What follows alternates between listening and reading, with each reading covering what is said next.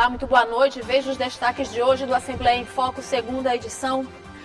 Os assuntos debatidos na sessão plenária desta terça-feira. O projeto de lei defende atendimento especializado em concursos públicos e vestibulares para pessoas com TDAH. A população de São Luís participa da primeira audiência para a construção do orçamento público do Estado. O Maranhão é o 5º estado brasileiro em desperdício de água. E os ensinamentos sobre cultura popular, repassados por mestres do Bumba Meu Boi de Zabumba. O Assembleia em Foco, segunda edição, está começando.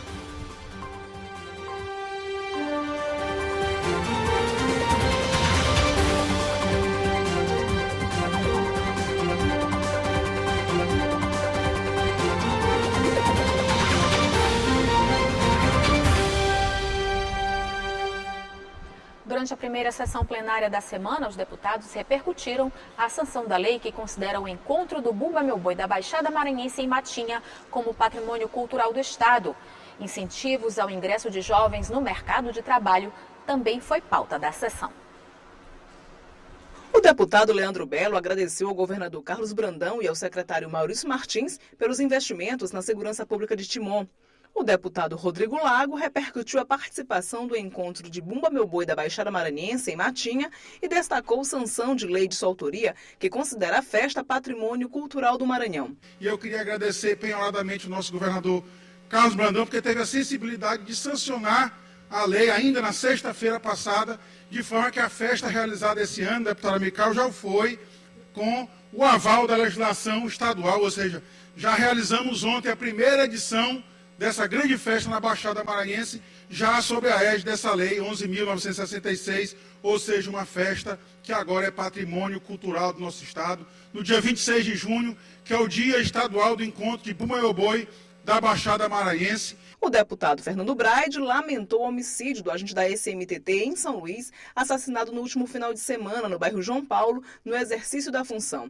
Os deputados fizeram 1 minuto de silêncio em memória à vítima. O deputado Rildo Amaral destacou a agenda de inaugurações do governador Carlos Brandão na região tocantina, entre elas nos municípios de Carolina e Buritirana. Uma receptividade muito forte, muito presente, o governador Carlos Brandão mostrando que a municipalidade, as parcerias no seu governo são constantes, já arrumando para mais de 400 obras inauguradas somente esse ano. E destaque, agradeço e parabenizo o governador Carlos Brandão por essa feita e por todos os investimentos, principalmente nas praças esportivas, que só ontem na região tocantina foram 3. O deputado Florencio Neto ressaltou a importância de projetos e investimentos voltados ao incentivo do ingresso de jovens no mercado de trabalho, a exemplo do programa Trabalho Jovem do Governo do Estado. Na ordem do dia, os deputados aprovaram a medida provisória de autoria do Poder Executivo, que altera a lei que trata da taxa de fiscalização de transporte de grãos.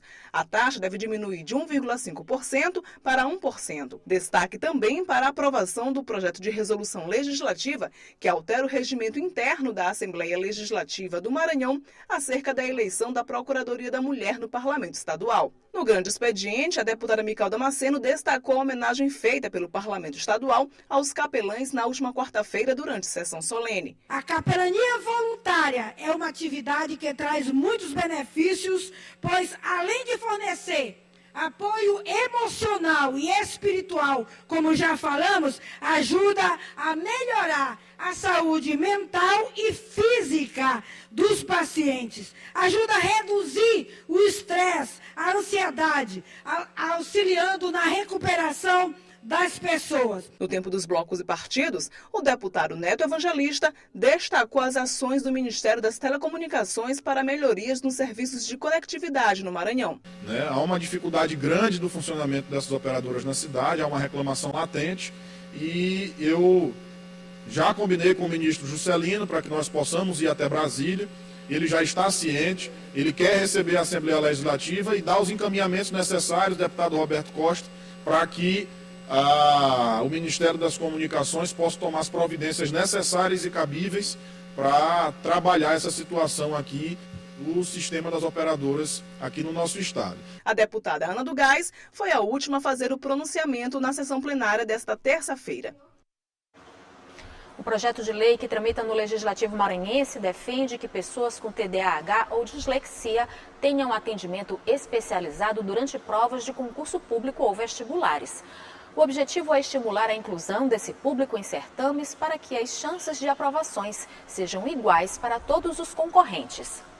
O projeto de lei de autoria do deputado estadual Francisco Najib defende o atendimento especializado em concursos públicos e vestibulares para pessoas com transtorno de déficit de atenção com hiperatividade, TDAH ou com dislexia.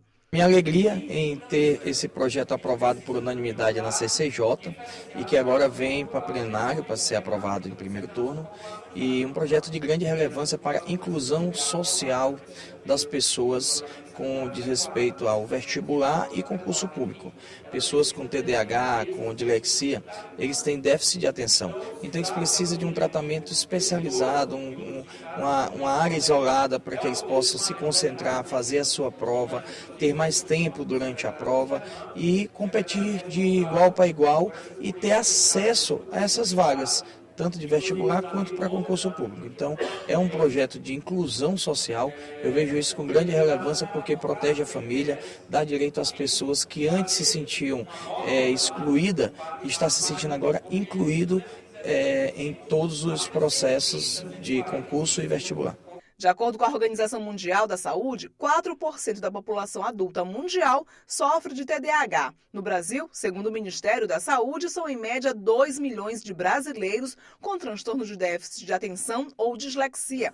Esta psicopedagoga explica o que significa o transtorno e a dislexia e quais suas principais características. O transtorno do TDAH, ele é a impulsividade, a falta de atenção, a dificuldade no foco, em realizar algumas atividades que podem ser até do cotidiano, entendeu? A dislexia, ela vai mais para uma dificuldade de aprendizagem.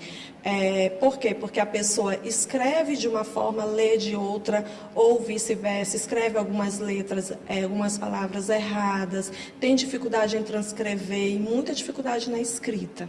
De acordo com um projeto de lei do deputado Francisco Najib, candidatos com TDAH devem contar com auxílio na leitura das provas e com um profissional que o ajude a preencher o cartão-resposta quando solicitado. E ainda uma sala diferenciada para a realização das provas. Esse atendimento não deverá ser cobrado, mas para isso, os candidatos devem comprovar no ato da inscrição, através de laudo médico ou de um profissional especializado, a condição do transtorno ou da dislexia. O que a lei vem é para ajudá-las a trabalhar essas questões, que são essas dificuldades. Exemplo, a lei ela vem dizendo lá que pode ter um profissional ledor, pode ter um profissional que possa trabalhar essa cartão-resposta dessa pessoa e principalmente os 60 minutos, quer dizer, 1 hora a mais que essa pessoa vai ter para fazer sua prova com mais calma, visto que ela tem uma desorganização principal como sua característica. E você vai ver no próximo bloco, a população de São Luís participa da primeira audiência para a construção do orçamento público do Estado. E os ensinamentos sobre cultura popular repassados por mestres do Bumba Meu Boi de Zabumba. É o que você acompanha logo após o intervalo.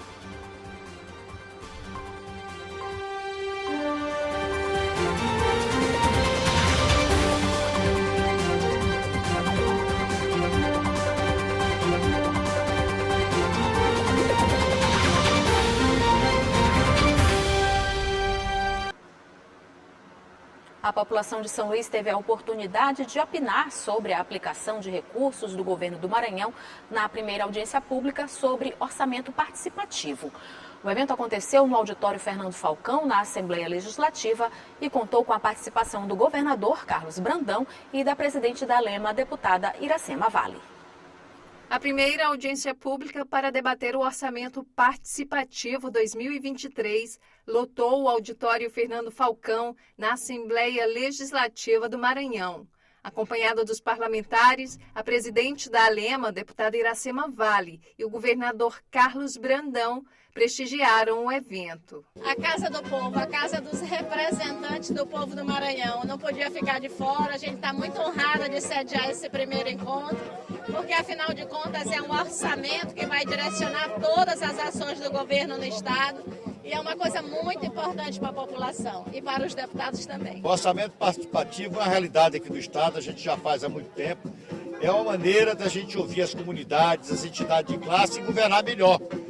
Porque quando a gente ouve a população, ouve as ruas, a gente decide melhor. O objetivo da audiência é possibilitar ao cidadão decidir quais são as prioridades na aplicação do investimento do dinheiro público. Este ano, cada região poderá apresentar até 10 propostas.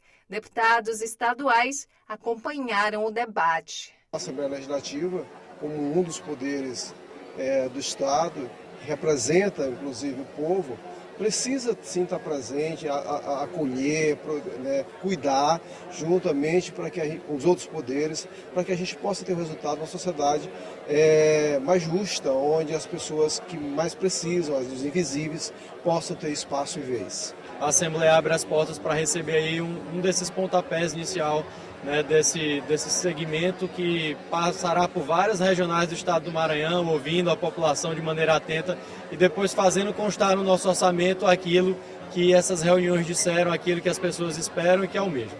Além da região metropolitana de São Luís, as audiências do Orçamento Participativo 2023 também serão realizadas em outras 7 regiões maranhenses. Essa reunião é de grande importância porque ela traz para o governo as realmente demandas que a gente precisaria saber para que o governo, de uma forma ordenada, coordene e faça isso voltar para as comunidades com ações e serviços. É um momento importante que contribui para a governança democrática, porque uma das metodologias da governança democrática é justamente a participação popular. Então é mais uma medida do governador Carlos Brandão de chamar a população e discutir políticas públicas para que o povo seja priorizado no orçamento. O OP é uma oportunidade para os diversos setores da sociedade civil apresentarem propostas inclusivas para educação, economia, cultura e infraestrutura no Estado. A gente vem fazer esse papel de trazer esses momentos de discussão e levar essas propostas, né, para a melhoria de vida, a qualidade de vida da nossa população, né, com incentivo, com projetos, né, que possam beneficiar a nossa comunidade, né, o nosso público em geral. O orçamento participativo não pode ficar sem abastecimento alimentício, porque senão todo o governo vai investir mais em educação e em saúde. A última audiência será realizada em Imperatriz, dia 1º de agosto. Ao final, até 320 propostas serão integradas ao Plano Plurianual 2024-2027. O grande desafio da pessoa que tem deficiência e mobilidade reduzida é ir e vir, e o governo tem esse interesse de investir em transporte acessível especializado. Por isso o programa Travessia está aqui participando do orçamento participativo para que a gente consiga ampliar a nossa frota. Nós estamos em 46 cidades, a gente tem uma meta de chegar a 100 e, se Deus quiser, vai dar tudo certo. No Brasil, as taxas de desperdício de água são altas. E o Maranhão é o 5º estado com maior número de mau uso do líquido mais precioso que existe. A Assembleia Legislativa do Maranhão vai na contramão desses números, como sendo o único órgão público do estado que conta com uma estação de tratamento de efluentes que visa o controle de desperdício e estimula o reaproveitamento da água. Uma torneira aberta por 1 minuto representa de 12 a 20 litros de água potável indo pelo ralo, um gasto desnecessário que traz consequências graves para o meio ambiente. No Brasil, as taxas de desperdício do líquido mais precioso para a humanidade são altas. E o Maranhão não fica para trás nas estatísticas. São Luís é uma ilha cercada de água. No Maranhão são 10 bacias hidrográficas que abastecem o estado. Apesar disso, é o 5º em desperdício de água. A possível razão, má gestão dos recursos hídricos e uso exacerbado no ambiente doméstico. Apesar do planeta ser composto 97% por água, apenas 3% são água doce, pouco mais de 2% estão nas geleiras e 1% está disponível para consumo. O Brasil todo desperdiça muita água. Segundo o Trata Brasil, o Brasil desperdiça cerca de 38% ou 40% de toda a água tratada, produzida. O Maranhão, então, São Luís, por exemplo, nós estamos aqui em São Luís, chegamos, segundo dados da CAEMA, nós perdemos desde 60% ou 70% da água. Iniciativas que visam o controle de desperdício devem ser destacadas. A Assembleia Legislativa do Maranhão é o único órgão público que conta com uma estação de tratamento de efluentes. O trabalho feito no ET proporciona a reutilização da água para outros fins, evitando o desperdício. A estação de tratamento de efluentes da Lema, ela trata todo o esgoto gerado através do sistema biológico e toda essa água tratada a gente reutiliza na área verde da Lema. Então, portanto, a Assembleia não só ela evita o desperdício de água, fazendo o tratamento desse esgoto para a reutilização da água, ela também contribui evitando a contaminação das nascentes, dos rios, dos mares. Mas você também pode fazer a diferença. Atitudes diárias no ambiente doméstico, como fechar a torneira enquanto escova os dentes ou ensaboa a louça e reaproveitar a água da chuva, ajudam na preservação da água potável no mundo. Vamos ser racionais, gente. Não é possível que aí no século XXI a gente ainda consiga desperdiçar água. Muitos países do mundo, se tem uma ideia, hoje cerca de 800 milhões de pessoas passam sem água. E o Brasil tem água, graças a Deus, fora a água subterrânea, né? Que nós temos aí um potencial muito grande. Então precisamos ser racionais. Essa expressão racional vamos utilizar, ser inteligente, ser educado, para não desperdiçar água. Bom, e agora vamos ver como fica o tempo nesta quarta-feira. A Ananda Fontinelli traz para a gente a previsão para amanhã. Boa noite, Ananda.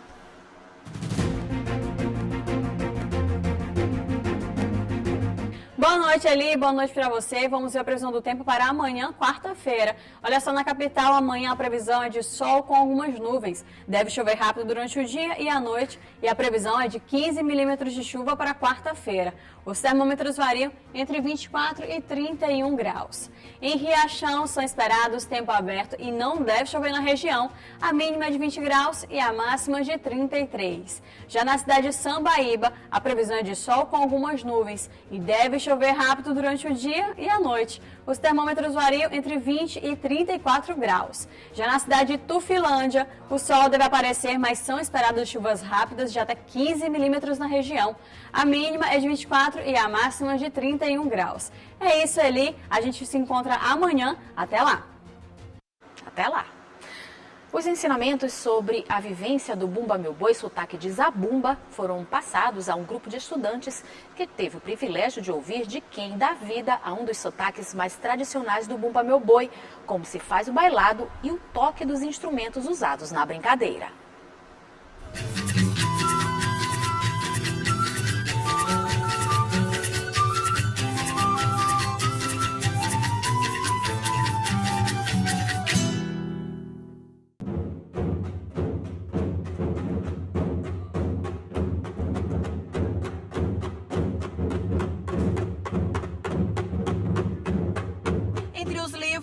Conhecimento da cultura popular. De pertinho, o mestre ensina o posicionamento do pé para sustentar a zabumba. O tambor de fogo conduz a roda e a roda segue. É o que o mestre Baé, do Boi da Fé em Deus, chama de pergunta e resposta. É exatamente que a pessoa que toca o tambor de fogo, ele tem o conhecimento de conduzir. Então, ele começa o batuque com a pergunta. As pessoas que vendem mais, que entram no batuque usando a zabumba, eles vão entrar respondendo, quer dizer, eles tocam um toque que vem dialogar com esse toque que é a pergunta e que vem ser a resposta, né? Porque todas as pessoas que quando vão entrar no batuque depois já tem uma pessoa que vai perguntar, que é a pessoa que conduz o batuque, é que puxa o batuque, que começa. Essa pessoa é que toca o tambor de fogo, que é o mestre do batuque. E aí as demais, elas vão ter de saber dar a resposta, que é esse toque que vem depois do toque do tambor de fogo, que é a pessoa que conduz. E as outras zabumbas, elas vão ter de responder, que é justamente fazer esse toque que harmoniza essas duas células. Ele ensina do jeito que aprendeu. A mudança que uns tempos atrás tinha umas pessoas, e ainda tem algumas brincadeiras que às vezes ficam só marcando. né, ali no meio dos zabumbeiros. Aí a gente já passa dessa forma, porque a gente ouviu dessa forma e aprendeu dessa forma e fica muito prático e mais harmonioso. Lara nunca tinha visto uma zabumba, mas já consegue tirar algum som. Lembra da herança africana. Eu acho que é importante pela inclusão de outras culturas nas nossas, ainda mais dos povos africanos que enriqueceram tanto a nossa cultura com a cultura deles. Na sala de aula, a matéria do dia é o Bumba Meu Boi do Maranhão, especificamente o sotaque de zabumba, com direito à indumentária oficial. Porque a gente está numa oficina para mostrar para as pessoas sobre o nosso fundamentos, costumes, essência. E essa aqui é a nossa indumentária característica do boi de zabumba, que usa a gola, né, o chapéu e a saiota. Então a gola ela é um pouco característica do boi de zabumba, né? O boi daí ele usa peitoral, de orquestra, né, abaixada. E a zabumba usa essa gola que vem cobrir a parte do pescoço até meio braço, a parte do peitoral. Então se usa de gola. Então ela é característica do boi de zabumba, assim como os rajados, que usam o chapéu de fita, que é a característica do boi de zabumba, para dar mais essa questão ao destaque das indumentárias, além da questão da batucada. Lá fora, mais cultura popular em pleno processo de aprendizagem. A roda é para tocar um dos instrumentos mais conhecidos do Bumba Meu Boi, o pandeirão. Esse movimento todo faz parte do projeto Zabumbada. Com uma série de oficinas, o projeto foi pensado para encher as escolas do saber que não está nos livros. O projeto Zabumbada, principalmente na etapa educativa, tem esse objetivo de trazer uma memória afetiva, de fazer a parte educacional da cultura popular, especificamente do Bumba Meu Boi. Porque a gente sabe que é na escola que tudo começa.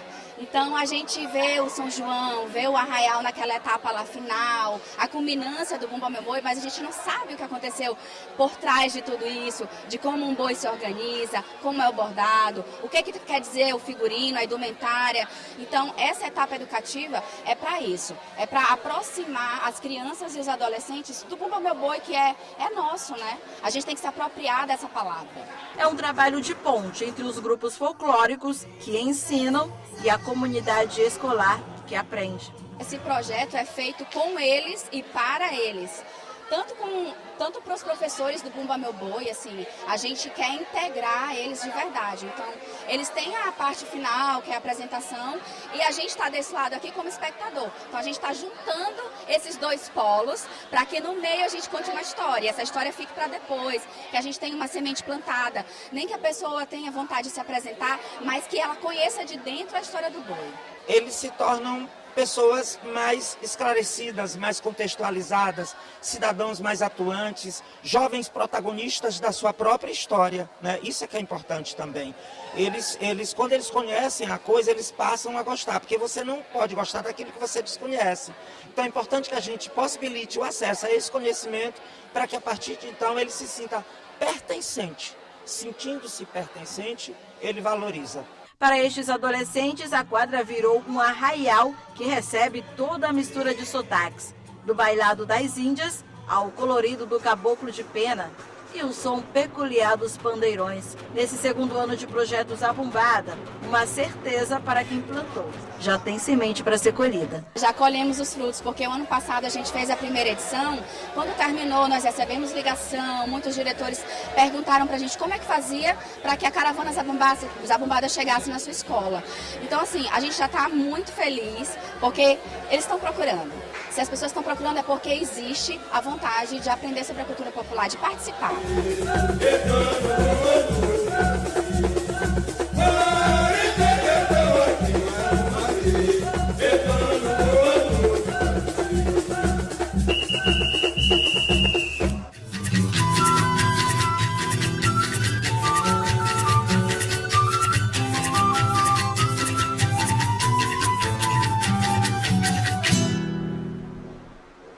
O Assembleia em Foco, segunda edição, fica por aqui. Uma ótima noite para você. A gente volta a se encontrar amanhã. Até lá!